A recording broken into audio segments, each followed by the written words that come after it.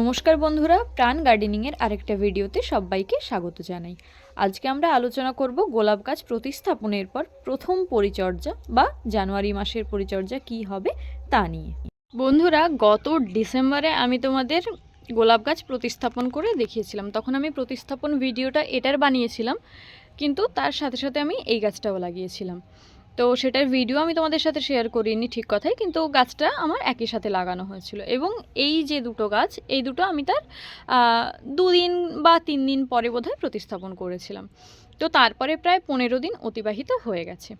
এখন জানুয়ারি মাস এসে গেছে। এইবার আমরা গাছের কি পরিচর্যা করব সেই নিয়ে আজকের আলোচনা।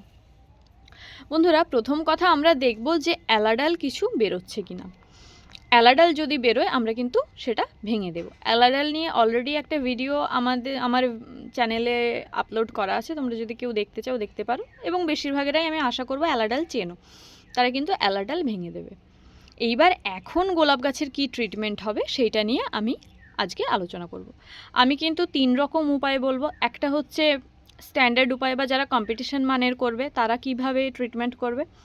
একটা হচ্ছে একদম অর্গানিক প্রসেসে যারা করবে তারা কিভাবে করবে। আরেকটা হচ্ছে যারা টাইম পাও না বা পকেট ফ্রেন্ডলি বাজেটের মধ্যে মোটামুটি গোলাপ কিভাবে করবে, আমি কিন্তু সেটা নিয়েও আলোচনা করব।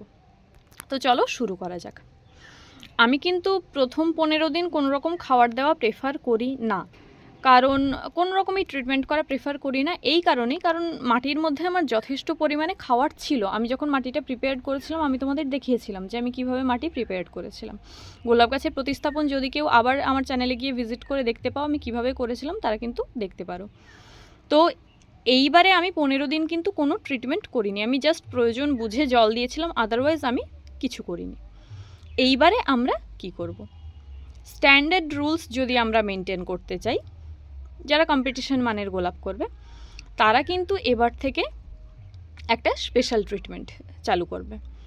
যেহেতু গাছের আমাদের এই সময় গ্রোথ খুব দরকার এবং রুটটা তার জন্য সঞ্চালন হওয়া খুব বেশি জরুরি, সেই জন্য আমরা কিন্তু গাছের গোড়ায় এই সময় সপ্তাহে 1 দিন করে হিউমিক অ্যাসিড দেব।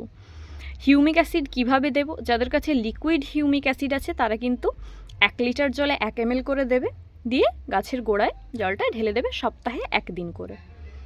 আর যাদের কাছে দানা থাকবে তারা 1 গ্রাম 1 লিটার জলে গুলে সপ্তাহে 1 দিন করে গাছের গোড়ায় দিয়ে দেবে। এইটা হচ্ছে যে হিউমিক অ্যাসিডের ব্যাপারটা গেল। এরপর আমরা কি করব না, এরপর আমি যেটা দেব সেটা হচ্ছে গাছের খাওয়ার। গাছের এই সময় কিন্তু আমরা ফুল নেব না।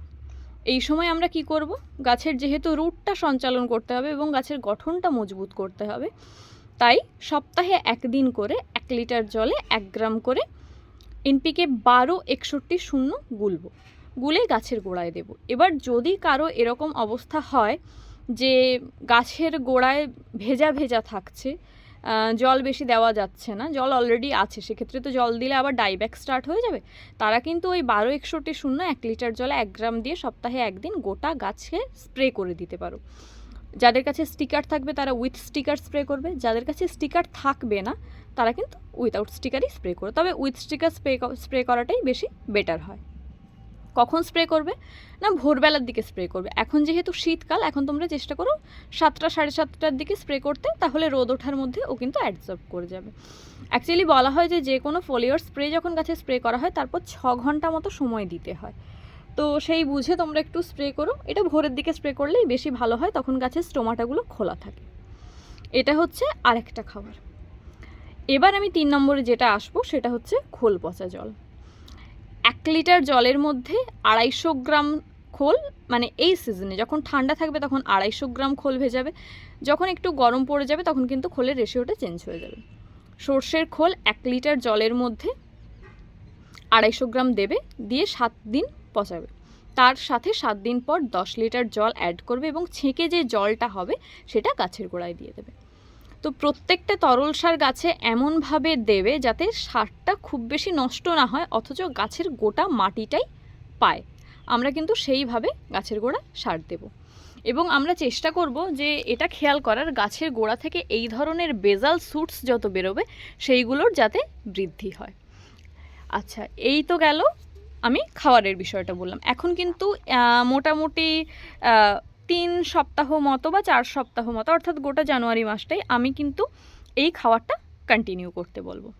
এর সাথে সাথে কি করব না, সপ্তাহে 1 দিন করে কনফিডার বা ইমিডাক্লোরোপিড গ্রুপের যে কোনো মেডিসিন, যারা কনফিডার পাবে না তারা অন্য কিছু যদি পাও এই কম্পোজিশনের ওপর, তারা কিন্তু সেটাই ইউজ করবে। 1 লিটার জলে 1 ml দিয়ে ভালো করে ঝাঁকিয়ে সপ্তাহে 1 দিন করে বিকেলে গাছে স্প্রে করে দেবে। আর কি করবে, সপ্তাহে 1 দিন করে গাছের যে কোনো গ্রোথ রেগুলেটর, আমি যেটা ব্যবহার করি বা প্রেফার করি সবথেকে বেশি সেটা হচ্ছে মিরাকুলান। এটা কিন্তু কোনো রকম প্রমোশনের জন্য নয়, মিরাকুলানটা মোটামুটি ইজিলি অ্যাভেলেবেল, প্লাস খুব ভালো কাজ করে। আমি যেটা দেখেছি সেটা হচ্ছে ভালো কাজ করে।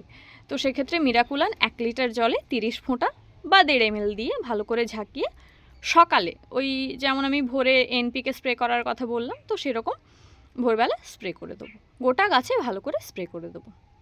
এছাড়া আরেকটা কি কাজ আছে, প্রত্যেক দিন আমরা চেষ্টা করব গাছটাকে স্নান করিয়ে দেওয়ার, ভালো করে স্নান করিয়ে দেওয়ার।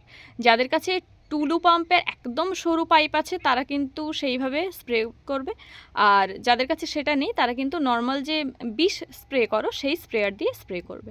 স্প্রেটা কিভাবে করবে, স্প্রে এমন করে করবে যাতে গাছের পাতার নিচের দিক থেকে জলটা পায়, ফলে মাকড়ের আক্রমণ তো অনেকটা কমেই, গাছ তাজাও থাকে। আমরা এমনভাবে স্প্রে করার চেষ্টা করব যাতে গাছের জলটা নিচ থেকে ওপরের দিকে যায়। তো প্রত্যেক দিন গাছটাকে আমরা স্প্রে করে স্নান করিয়ে ভিজিয়ে দেওয়ার চেষ্টা করব। এইবার আমি যেটা বলবো সেটা হচ্ছে যারা পুরোপুরি অর্গানিক ফার্টিলাইজার ইউজ করবে তাদের কথা। তারা যখন গাছটা প্রতিস্থাপন করেছিলে অলরেডি গাছে খাবার দেওয়া ছিল, সেটা তোমরা লক্ষ্য করেছিলে। তো তারপর আমরা কি করব, তোমরা কিন্তু 1 মাস ছাড়া ছাড়া দেবে। তোমরা যদি ডিসেম্বরে মোটামুটি 15-20 তারিখ নাগাদ গাছটা প্রতিস্থাপন করো, চেষ্টা করবে জানুয়ারিরও 15, 20 বা 25 তারিখ নাগাদ খাবার দিতে। তোমরা কি খাবার দেবে, 1 মুঠো সর্ষের গুঁড়ো খোল, তার সাথে 1 মুঠো বোনডাস্ট আর 1/2 মুঠো হর্নফ্লেক্স বা শিংকুচি, এটা একসাথে মেশাবে, এবং কলার খোসার গুঁড়ো এটা 1 মুঠো মেশাবে। এবং মেশানোর পর যে মিক্সচারটা তৈরি হবে, 6 ইঞ্চির যে টব আছে তার জন্য 1 মুঠো দেবে, 8 ইঞ্চির যে টব আছে তার জন্য 1.5 মুঠো বা 2 মুঠো দিতে পারো, এবং 10 বা 12 ইঞ্চির জন্য তোমরা 3 মুঠো পরিমাণে ব্যবহার করবে। যদিও বা আমি ছোটো টবের প্রতিস্থাপনের কথাই প্রথমে বলে থাকি যে ছোট গাছ প্রথমে ছোট টবে 6 ইঞ্চিতেই প্রতিস্থাপন করো, তারপর ক্রমে ওটাকে চেঞ্জ করো। আচ্ছা, জৈব খাবার দেওয়ার পাশাপাশি তোমরা কিন্তু সপ্তাহে 1 দিন করে সর্ষের খোলের তরল জৈব সার, যেটা আমি প্রথমে স্ট্যান্ডার্ড কম্পোজিশনের কথা যেটা বললাম, সেইভাবে আমি যেভাবে তৈরি করেছি 1 লিটার জলে 250 গ্রাম ভিজিয়ে, তো সেইভাবে তোমরা কিন্তু সপ্তাহে 1 দিন করে এটা দিতেই থাকবে।